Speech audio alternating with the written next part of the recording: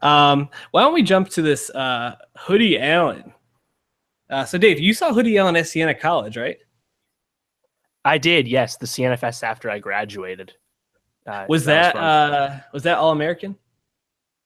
What do you mean? All American was his debut EP that came out in Right. 2012. I saw him in 2015. So did he have another album by then? Yeah, he had his debut album "People Keep Talking" by then. That was fall 2014. Okay. Then he January 2016 was "Happy Camper," second album, and then "This Is the Hype," his third album. So it's been what, about almost a year, almost 2 years since his last project. Yeah, I've been off Hoodie since pretty much All American. What did you think of the two albums preceding this? Yeah, it's a good question. So I think People Keep Talking is really good. There's a lot of songs I really like on there. Showing What You're Made Of has a video. I like that one a lot. Movie's good. The song with Max, Don't Mind or Won't Mind. A lot of songs I like on there for sure. And then Happy Camper kind of had more of a mixtape vibe. There's a song called Surprise Party with Black Bear. That's really, really good. He's done a song or two with Kyle, recently before Kyle blew up. So yeah, I've always kind of been a fan of the career, but I'm a really big fan of this new album, The Hype. What'd you think? Yeah, I thought it sounded good.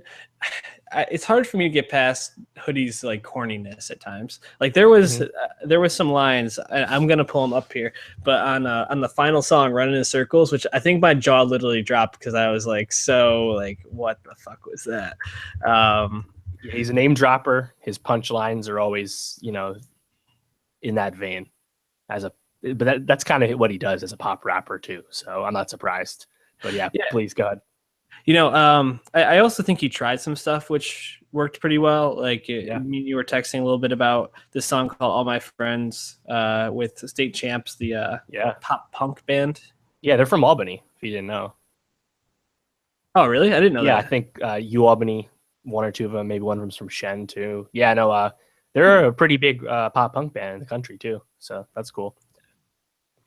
I don't got it all figured out yet. I take it day to day, like my outfit.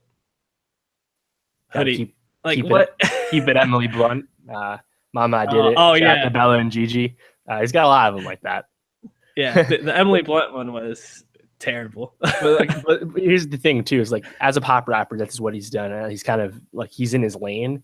I don't know. I just feel like he's very authentic in his sound and his bars. It's kind of what I come to expect. But he always makes funny songs, and I think what I really like about this album is that he has a lot of killer hooks on this. Like, Something Dangerous at the end. That hook is great. And then my favorite song on the album, All of Me. He's got Scott Hoyning on the chorus. Love that. And then even Play the Field I enjoy a lot. All My Friends, obviously State Champs, the pop punk crossover I really dig. And then funny enough, I think this kind of brings it all together. Fakin' featuring Wale. Wale is a guy who has a decent skill and decent body of work, but just constantly put down and made fun of because he's an easy punchline. And it's kind of like Hoodie. It's like, yeah, you can kind of make fun of him and find things to make fun of too. So I feel like they're a match made in heaven.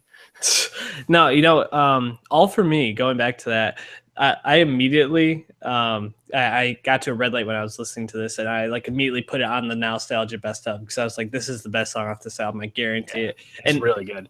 It is a really good song. Also, Sushi, like weirdly enough, I didn't hate that song, and I thought I was gonna absolutely hate it, and I was like, you know what? That song actually stuck with me. So I think it's not a bad album.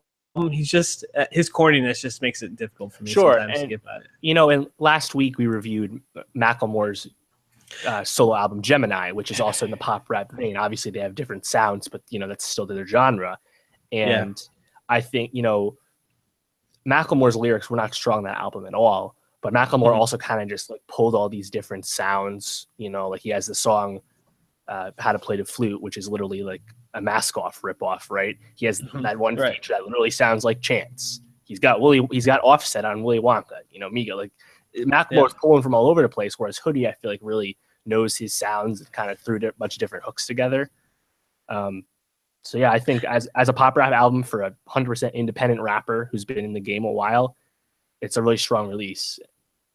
Absolutely. I actually was thinking, if you had told me after Macklemore won the Grammys that in a couple of years, Hoodie Allen put out an album that I thought was better than Macklemore's, I'd probably be like, that there'd have to be a lot that would have to happen. And I actually think this album is better than Macklemore's Gemini.